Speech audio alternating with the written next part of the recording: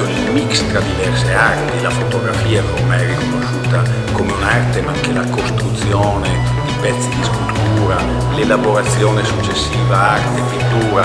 Trovo questa mostra molto intrigante, ci sono dei pezzi di straordinaria efficacia.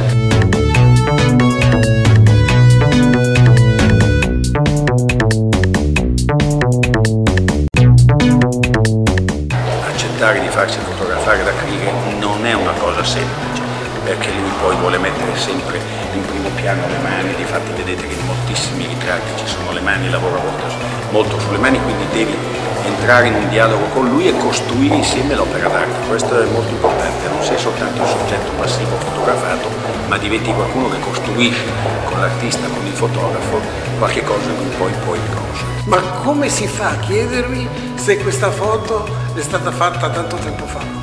Questa foto è stata fatta, anzi realizzata, 3 settimane fa, in grande velocità, e sono molto orgoglioso anche dell'amicizia che il Presidente mi dimostra. Fantastica quest'opera d'arte, l'idea di questa libreria incorniciata, una cornice che si rompe, che si sfonda, la trovo un'opera assolutamente spettacolare e ho chiesto di vedere se c'è la possibilità di averla nel mio ufficio in Regione Lombardia, in modo che chi verrà in Regione Lombardia la possa vedere e gustare come l'ho gustata io.